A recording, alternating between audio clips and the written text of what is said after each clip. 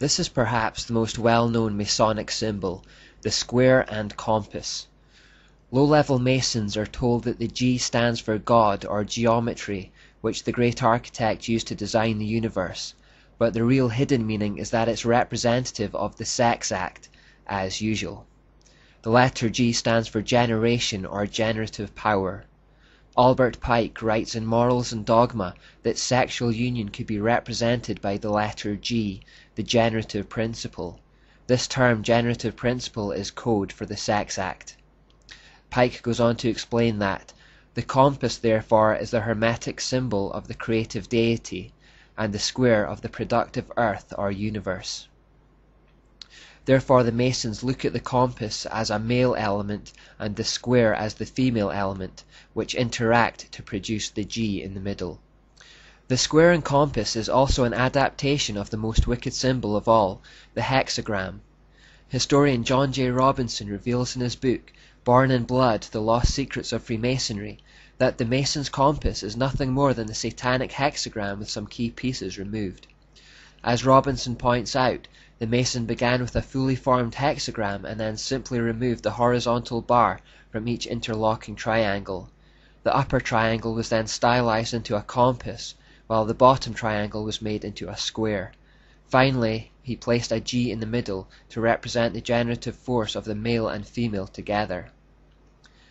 In this next example, we see they put a sun god in the middle instead of the G. The full hexagram is also used in Freemasonry. Masonic author Albert Mackey tells of the sexual connotation of this hexagram.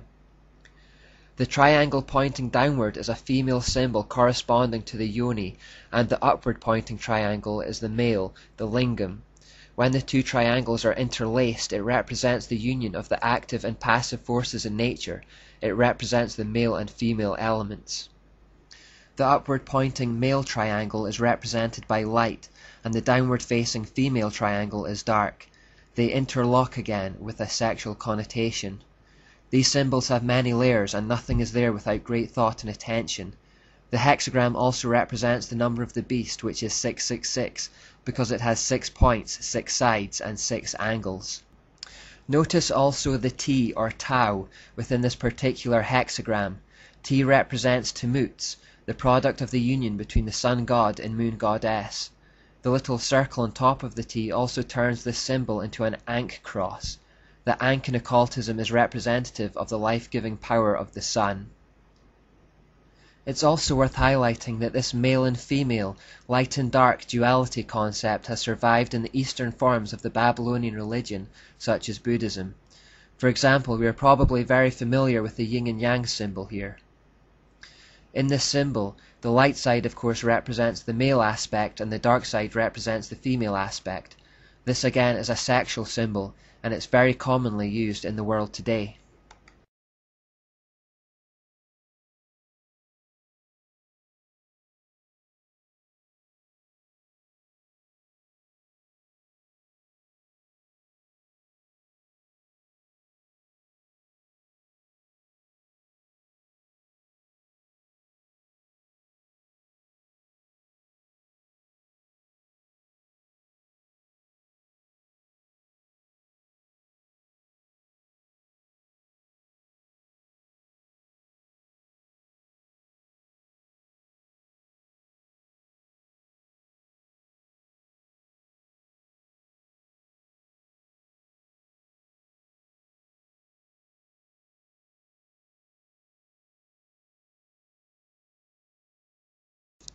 This black and white motif is represented another way in Freemasonry through checked floors. This is a suitable way of hiding its true meaning from the profane. Albert Pike said the black and white pavement symbolizes the good and evil principles of the Egyptian and Persian creed. It is the warfare of Michael and Satan, light and shadow, which is darkness, day and night, freedom and despotism.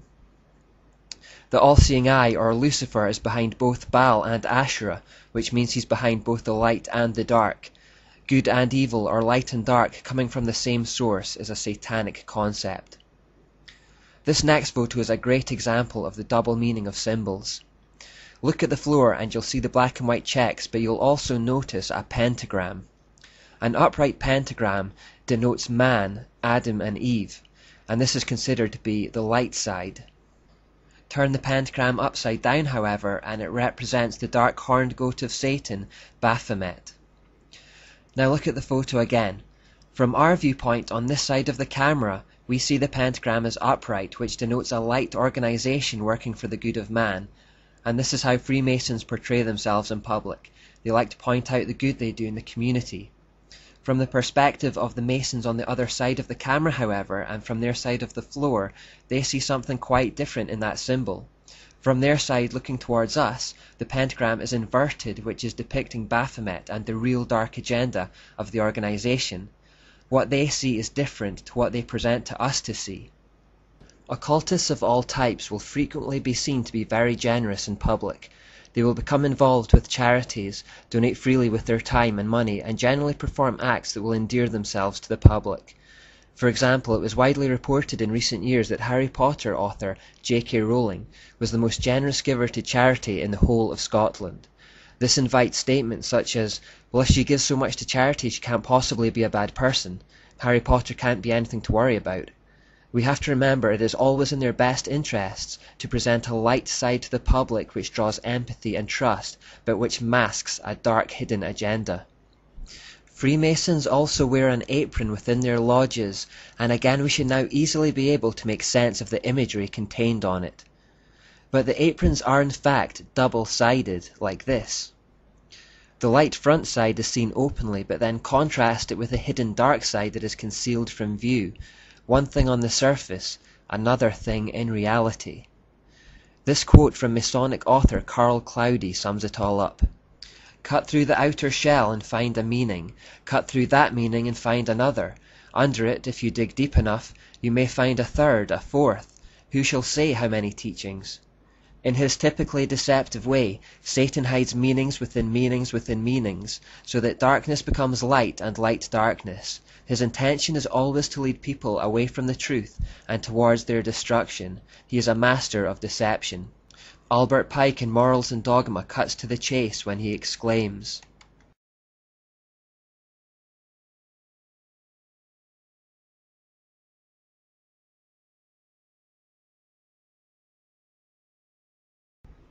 This idea of seeking the light is an interesting one because it sounds vaguely Christian on the surface. When Masons talk about moving towards the light, however, they're talking about moving towards the so-called illuminating knowledge of Lucifer, which is in fact darkness. You may hear politicians using this leitmotif from time to time. Alice A. Bailey, one of the most prominent occultists of the 20th century, wrote in her book, The Externalization of the Hierarchy, "The Masonic fraternity is the home of the mysteries and the seat of the initiation.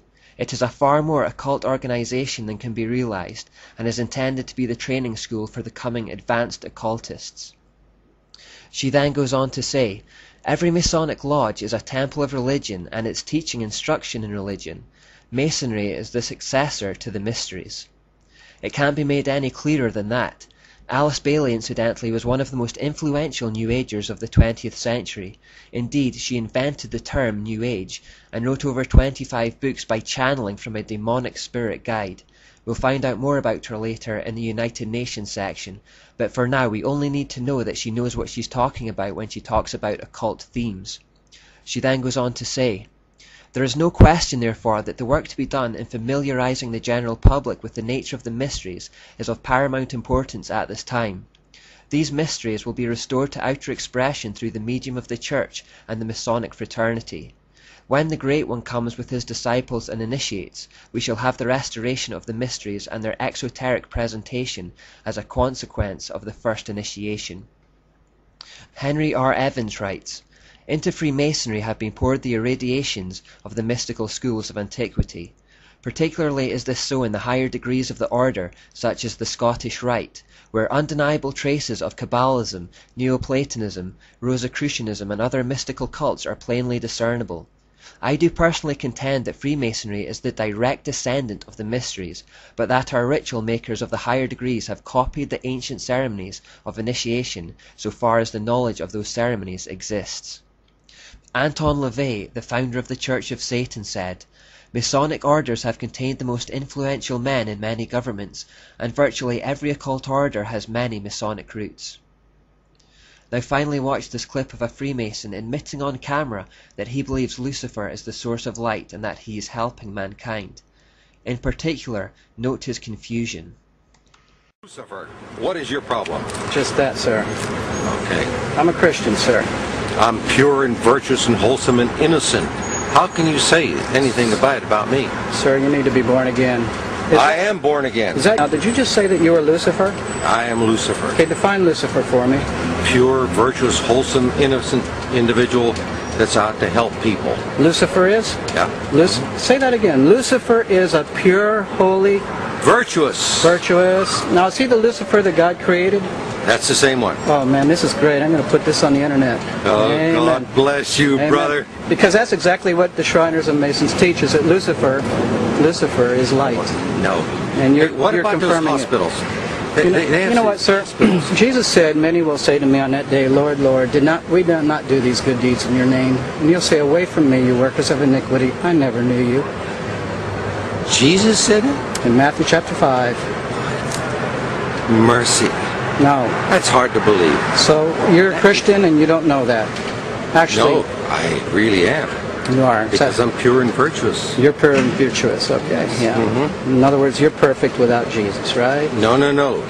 Okay, tell me about Jesus. Who is Jesus? Well, he's my leader. Is he the Son of God? Yes, he is. Is he the only worshipful master? Yes. Have you ever been called worshipful master? No, because I've just been too busy. I've been working. Working? Been working to help people. What like kind you. of work? Okay. Get out of here. See, this is what a Mason confesses, is that Lucifer is light. You heard it